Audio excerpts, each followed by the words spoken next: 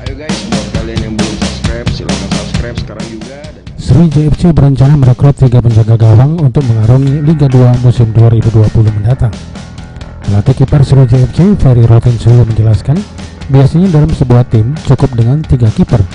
Hanya saja musim depan, Laskar Wongkito ingin memberdayakan kiper lokal Sumsel, khususnya kiper untuk magang di tim senior. Perekrutan pemain terutama kiper Sriwijaya FC musim depan masih dalam diskusi manajemen.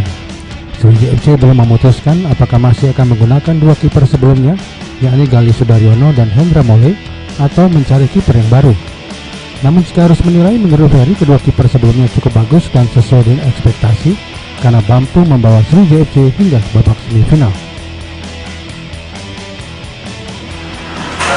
Masih ada evaluasi buat mereka, ya.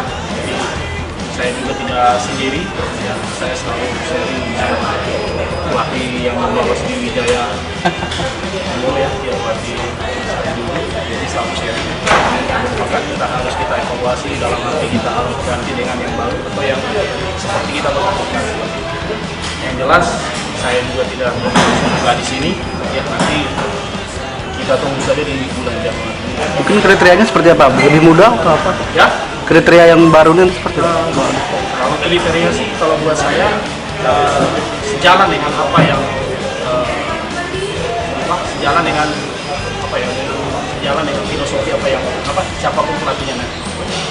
Yang jelas buat pribadi saya, goalkeeper itu tidak hanya bisa menangkap bola, tapi bisa. Nama Ferry Rotinsulu diprediksi kembali masuk dalam jajaran staf kepelatihan skuad Sriwijaya FC di kompetisi Liga 2 musim depan. Jika kembali dipercaya, Ferry bertekad membawa skuad Laskar Wongkito promosi ke Liga 1 musim 2021. Ferry bergabung dengan Sriwijaya FC dan membawa Laskar Wongkito menjadi juara Piala Indonesia 2007 setelah mengalahkan Persipura Jayapura di Stadion Gelora Bung Karno, Jakarta.